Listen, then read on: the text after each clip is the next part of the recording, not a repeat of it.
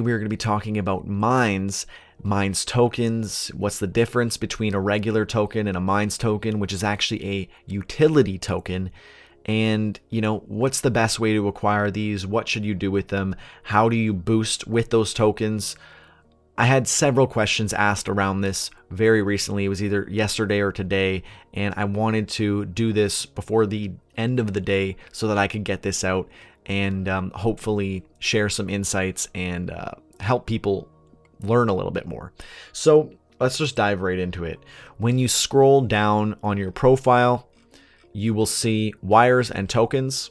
This is for the last 30 days. So wires are individual transactions. So I've received 5 donations from other users that totaled 108 tokens worth in those donations. To actually look at your wallet, which is where all of your tokens exist, you can click this icon, and it also says wallet when you hover over it. It's obviously going to be in a different location for your phone. I believe it's in the bottom left corner, but is this little house with the 3 columns that sort of has like a Roman or Greek architecture, I guess.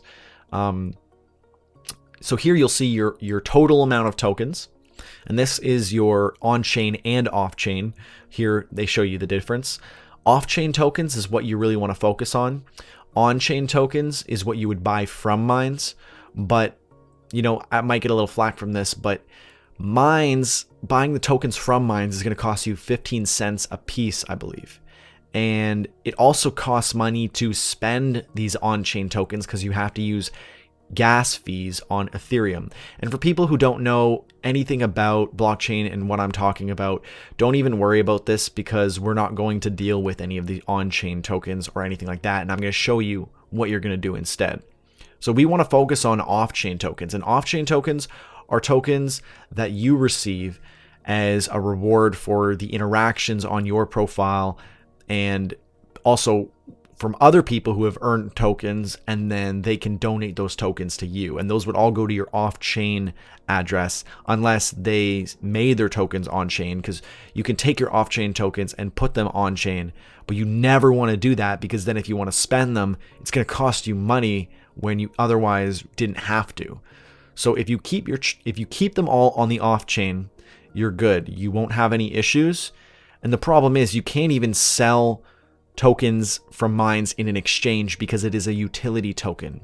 And I'll explain what that means in a sec, but because you can't do that, you never want to take your off-chain tokens and put them on-chain because there is no benefit at all to doing so. You're just going to have to spend more money. That's the only difference. There could be a change in the future, but for now, you just want to focus on your off-chain tokens. So you can see here, it tells you how much you're going to earn, what your score is, 1 point per vote, 2 points per comment, all this stuff. And it's what calculates your score for the day. There's an overall score for everyone. And then there's your percentage of that total score, which gives you a certain amount of tokens each day. So every 24 hours, there's a payout, and you can see all of your previous scores, and you can see all of your transactions. There's a lot here. So, you can see my transactions here. Yesterday, I earned 5.372 off-chain tokens from everything that I did in that 24-hour period. Mind you, I spend a ridiculous amount on boosts, so I'm not gaining 5. It's really just like I'm getting 5 back from all the posts I've put out there. And you can see I sent a token to this guy here. I sent 2 tokens to this guy here. Yesterday I earned a lot more than I did today. So you can see all this, and it allows you to go back pretty far. You can also see all of these contracts like withdrawals, wires, off-chain. If you're spending money on Mines Plus to not see ads, tons and tons of stuff. Also, if you were in the original test net, you can transfer over your tokens that you earned there to this, like to the main net that we're now on. Most people probably won't have to worry about this unless they've been here for a very, very long time. In the token 101, it's really nice. It explains to you everything you need to know. Well, maybe not everything, but the majority of what you need to know. You can also find the rest in the FAQ. I went through the FAQ to just make sure that it did pretty much have all the questions and answers that I was going to answer here, and or questions and answers that I think you would probably have. All of that was in the FAQ, so I guess I'll link that in the description for this, just to keep it simple. And I'll also bring it up and go through it as well real quick very soon. When you go to withdraw, you can take your off-chain tokens and withdraw them onto the on-chain. But as I already said, we do not want to do this. There is only cons to doing this. There is no benefit to doing this. You cannot sell the tokens. There's no use case where you would want to have them on-chain. And maybe I'm wrong, correct me in the comments, but as far as I'm concerned, it's just detrimental to do so. And if you're going to buy tokens, this is the key thing to be aware of. If you're going to buy a token, it shows you right here, 15 cents US for one token, and that's generally what they try to keep it as. And they keep it at that rate because you're not allowed to sell these. They're utility tokens. You're going to buy them and you're going to use them. But you're not going to buy them here because these are done through the Ethereum network, and these are going to be only on-chain. Again, meaning if you're buying on-chain tokens, you have to spend Ethereum gas fees to actually use your token. This is the withdraw section where you can take your off-chain tokens and switch them to be onto the on-chain, which again, we don't want to do. There's only cons to doing this. In the actual buy token section, it explains that the tokens are basically pegged to be 15 cents because the market is not going to decide this because you can't sell them on any exchange. So because they're utility tokens. And I believe this was a legal move to ensure that they were able to just get around a lot of issues that they might have had in the future by having it on an exchange, etc., etc. It doesn't really matter because you want off-chain tokens. You do not want to purchase tokens with Ethereum because this will be on-chain tokens, meaning you will have to spend money every time you want to spend those tokens. Say you want to boost a random post, you got to spend 20 to 50 cents. Say you want to boost another post, another 20 to 50 cents. You're going to spend all of your money, double of what you already invested, just by spending them and using them. Even to send them to another person costs money. So you do not want these tokens. However, if you're buying tokens from people off chain, it's sketchy. You don't actually have any official mechanism to do this. It's going to essentially just be a trust-based relationship, though there is a lot of groups where people are selling off-chain tokens, and I have not had any issues in the past buying off-chain tokens from other users. And typically they are also selling those tokens at 10 cents a piece, so they're actually cheaper to acquire. So I highly recommend looking at getting off-chain tokens from other users, or just trying to earn them yourself and then going from there, because it is the cheapest, most beneficial way that you could possibly do this. It's also the most efficient because you're going to save money as you're doing your boosts because you're not going to spend Ethereum as a gas fee. Okay, so what I do is I just go and I look for a group, find someone who's selling, and I buy it from them.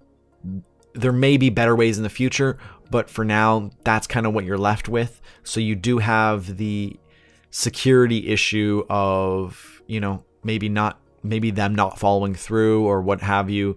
There could be some issue in the process, whatever it might be. If you are going to buy them from mines, you won't have that issue, but you'll have the issue of spending way more money. So as long as you can find someone reliable, you should probably stick to whatever source for your tokens that are off-chain tokens. Again, you want to only buy off-chain tokens.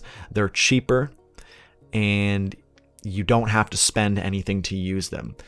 And again, I want to explain how mines are utility tokens because they can't be sold. They can only be exchanged for services on mines. And that could be donating to other users. That could be using the boost system. Whatever you use them for, they have to exist within the mines network. And that's why you want to just use off-chain tokens. Now, when we're talking about utility tokens, what does that necessarily mean? Well, it means that they're only intended to be used for the platform. They are transferable among other channels, so you can donate to people and do whatever you want, but they cannot be traded on public exchanges. Mines cannot guarantee that they will ever be on public exchanges. So you have to keep that in mind, that there's no 100% guarantee that, well, there's really no guarantee at all that you'll ever be able to make money off of your Mines tokens unless you sell them directly to another user. However, one Mine token is worth 1,000 views in boosting, in advertising on the platform internally, meaning that one token is actually worth a great deal, considering you can buy it for 10 cents from another user or 15 cents from Mines themselves. That's pretty amazing compared to other legacy platforms with what you can do for 10 cents. Very, very, very good, or 15 cents. Mind you, if you do the 15 cent, you're also going to have to spend a fee of like 10 to 50 cents to be able to actually do it. So again, do not use on-chain tokens. And they say, why don't you use existing cryptocurrency? Well, Mines is a utility token, not a currency. And again, I can't remember entirely why they did this, but I remember Bill Ottman, the CEO, saying something about it being a way to get around a lot of legal issues. But he talked about on Joe Rogan's podcast how in the future they would like to incorporate as many cryptocurrencies as possible and really flesh this out to do a lot more, as well as improve the gas fees, among other things. So because a lot of you are not going to have any idea about gas fees, blockchain, I know tons of people are like, I can't be bothered to get in all that ridiculousness. Feel free to contact me. Maybe I can help facilitate, token exchange between other people. As long as it's not a crazy amount of people, I'll probably just find someone else to send you to at that point. But if there's only a few people who need some help and, don't really know where to go, I can help get you situated. Just shoot me a message or whatever. I'm around pretty often and I'm always willing to help. So keep that in mind. Now, let's look at actually how to boost and why you are going to boost. So boosting really, really helps. It makes a huge, huge difference. And I highly recommend boosting your posts so that they can trend. And then after that, you'll get organic engagement from people who saw your posts. And why am I so sure of this? Well, every single day I make a blog, or every 2 days or whatever, but I try to come out with a blog or a vlog very often. And oftentimes my blogs end up, in like the top 10. And it's because I boost my posts, as well as your posts have to obviously be good quality to make it to the top 10 or top 100 or wherever, because if they're not good, you're still not going to get much engagement at all. So you have to have a quality post. And then if you're going to put some money behind it to boost it, you can potentially get trending and then get tons of organic engagement because you invested in that original boost. And that's how you can really take advantage of boosting and, really use that to its full potential. So then what you would do from there, or actually, I guess first let's talk about what types of boosts you want to use. So say you have a post that is really, really popular, like a video or an image. If it's doing very well organically, boost it. Otherwise, I would suggest that you don't put too much money behind boosting images and videos, because the ones that are on images and videos usually get so many likes already that it's hard to compete. With blogs, it updates so frequently that it is much, much easier to boost a blog and get onto the top trending blogs and then get the organic engagement that I was talking about. So someone asked me just yesterday, which types of posts should I be putting Mines tokens behind? And I said, almost always blogs. If you have a vlog, embed it in your blog. If you have pictures to share, put them in your blog, write a bit about the pictures or whatever, and share a blog. You're almost always better doing a blog unless you're already doing really, really well with the videos or images that you're putting out. Plus, the videos are limited for the time duration, whereas I usually just have a YouTube video and then I embed it into the blog. So now let's look at actually boosting your posts. So there's different ways to boost. As we talked about before, you can use your on-chain, but that is not something you want to do. So you always want to be using your off-chain tokens. And then here, you can either type in the amount of views you want or the amount of tokens you want to spend. And the minimum, I believe, is 500. Yeah, so this is grayed out. You have to do between 500 and 5,000. 5,000 is the max, so you can't go over 5,000. So the most amount of tokens you can spend per boost type on that post is 5. And you don't want to just do a bunch because they're not going to run all at the same time. It would be sequential. So as well as if you do too many boosts in a row, it'll be algorithmically considered spam and they will all be denied. And then you'll have to do it again. I don't believe there's any like flags or anything that will stick or like a strike that will last a very long time or anything like that. It's more so just a way to avoid mass amounts of boosts coming in all at once. Offers are an interesting type of boost that you can use. I would say don't even worry about offers because no one uses them, so just don't even worry about it. I've covered them before, and a big issue with offers is if you accept an offer from someone, it will leave a permanent remind on your profile. So what an offer is you can pay other users to remind your posts, and it'll reshare your post on their profile, and they'll never be able to delete it. It'll be stuck there forever. So the scary thing is that if you change that post, it will reflect on their remind. Meaning you could switch your really nice posts about unicorns to something insanely offensive and egregious, and it will be permanently on their profile. Major, major flaw, but no one uses offers, so I guess no one's really ran into that often enough to complain about it. So what we're going to worry about is feed boosts and sidebar boosts. So again, all you have to do is say how many views you want to spend or how many views you want to acquire and the tokens you're willing to spend, and then you will just hit boost. I've already done a lot of boosts, so I'm not going to boost anymore, but then your boosts will show up in your boost history. It'll tell you whether or not they've been accepted, and you can revoke them if you change your mind. And if they've been accepted, it'll tell you how many views you set out to get, how many views they delivered. And they usually over-deliver, so that's kind of nice. And when you started it, and it'll tell you that it's completed. So you don't want to be running a crazy amount of boosts all at once. You want to sort of spread it out. And the main difference between the two styles of boosts is sidebar boosts and newsfeed boosts. So newsfeed boosts, the way that you would do a newsfeed boost is you would go to any post on your newsfeed, directly on your newsfeed, and you would click on it here, and then it would say feeds, and you could boost it however you want. And it will show up on other people's boosted feed right here. It says boosted, so all the boosted posts will show up here. If you've boosted on the sidebar, your post or profile will show up here, boosted content, and it'll show up right here. And then you can also see suggested channels. So you've got all the sidebar stuff showing up here, and then you've got all of the newsfeed posts showing up here.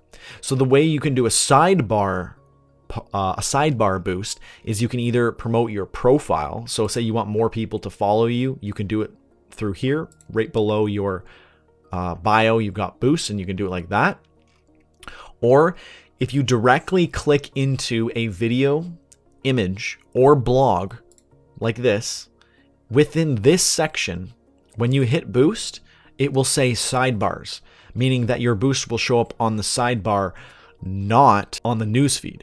And this is how you can make the most out of the options you have for boosting and advertising and getting your content out there, because the more you spread it around, obviously the more people are going to see it. So I always do both, but you can play around with them to see how well they work for you. I find that sidebar posts take a lot longer to get through, but boosted posts are often missed because they roll through really quickly. Sidebar boosts are a little bit more reliable to assume that someone probably actually did see your post. And you can see that in your history by going over to sidebar, and you can also see what they're sort of looking like as well. And your offers are what I talked about earlier, and as you can see, no one sends offers. This was the last one I got was in September, so it's so old that it's just not really being used by anyone. So I just wouldn't worry about that. I'm pretty sure that covers everything in terms of boosting and using sidebars. To be completely honest with you, I'm not sure if there is a way to improve or optimize your post for boosting aside from, ensuring that your post is an actual quality post. And if you go to my profile, and I'll link this, how to get better results on mines, I tell you all the strategies that I use every single day that I post, how to style my profile, everything. It's all in here. And this is how you can style your post to be the best possible, use hashtags, all that good stuff. That is how you will optimize your posts in the best way possible for boosting. But I'm not sure if there's any secret meta optimizations that you can make outside of just what you've already done for your post, because you should already have a quality post if you're going to invest money into it. So let me know if I missed anything or if I was incorrect about anything, and I will make corrections in the description and on the blog. Let me know if this was useful for you, and I'll continue making videos like this. I did this as a request for a few different people actually, so I hope that you see this and this is beneficial for you. Please, if you were one of the original requesters or someone who inquired about this, please let me know if this was good for you. And just in general, if anyone is seeing this and this was helpful, let me know in the comments, and I will continue to make more videos like this. I'm Scott Cunningham, aka Scottsy Business, signing off. Cheers.